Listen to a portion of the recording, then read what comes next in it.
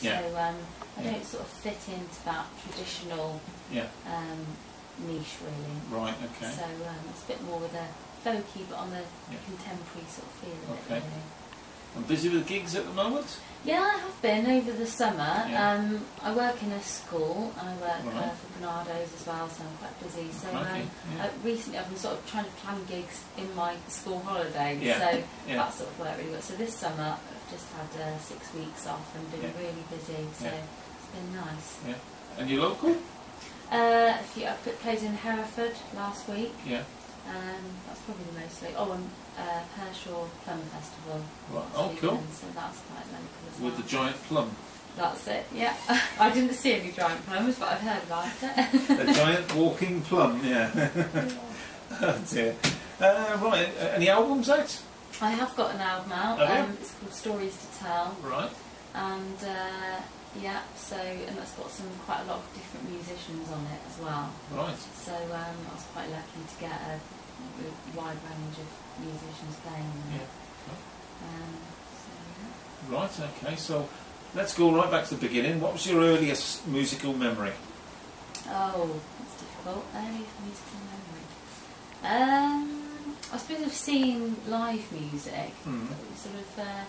Then I used to go to a festival called Crockpedy Festival, Fairport Convention Festival, and because I lived for a while in a little place called Crockpedy in Northampton, in Oxfordshire, and the festival was in the village, so I used to go there as a child, from quite a small child, quite a small age. So and then in 2006 I actually played there, so that was a dream come true. Yeah.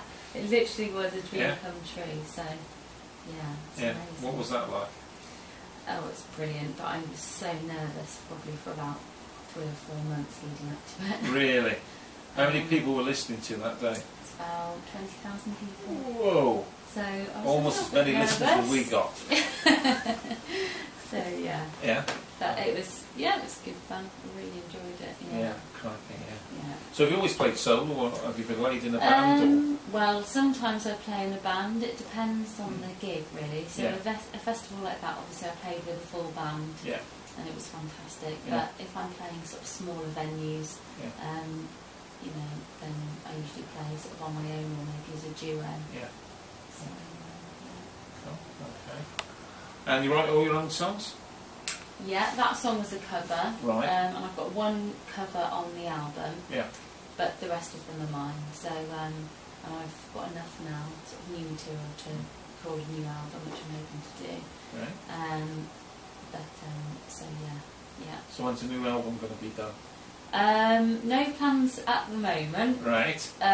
But yeah, hopefully, perhaps next year. Yeah. Yeah. Locally, you're going to. I'm not sure actually. The last album, well, my only album, I got to record one song at Abbey Road Studios. Whoa! Before it closed down, so that was pretty good. And the rest of it, I recorded some at a person called Steve Winwood. Oh, Steve, you name dropper. I know. At his studio. Yeah. A little bit of it, and the rest at a place called Bankwatcher Studios in Cotswolds, with a really good producer. So it was I was very privileged to be able to do an album in those places, and also with such amazing musicians, because they came from afar, and they were really brilliant. So So are you going to top that with this album? I know, I'm going to have to try and prize those musicians back with bottles of wine and and try and get them on board again. But I do like recording at Bankwatcher Studios, so hoping to go back there. But obviously, when you go to record, do you stay up there, or do you just go in do you book it for a few hours, or how does it work? Well, my CD was a long time coming together, and I suppose it was a bit unique in that it was recorded in dribs and drabs.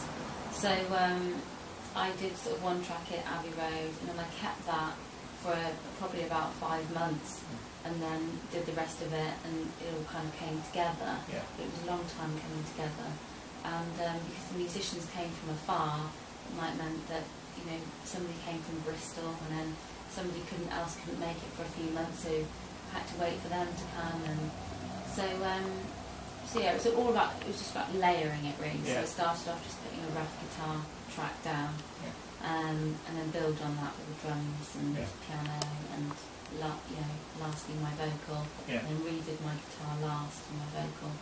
So it was just sort of building it in layers, and just took a long time really. You play other instruments on the album, or? I don't play any other instruments, Yeah. no. I'm trying to, well, my aim is to learn to play the piano, but Yeah. I've said that for the last few years. Have you I haven't got started around yet? to it yet? No. But no, but there are a lot of different sort of instruments on there. It's getting the time, isn't it? Most. I've planned to play the guitar since I was 18. I still haven't started. Well, exactly. So I know, and it took a lot of commitment for me to learn this instrument. How long did it take you to learn to play the guitar properly? Well, I started playing when I was about 14, Yeah. and I had about 10 lessons with a really fantastic bluesy sort of singer. Yeah. I went to see with my dad. I went to see him play in a band. It was only a small sort of unsigned band. Yeah.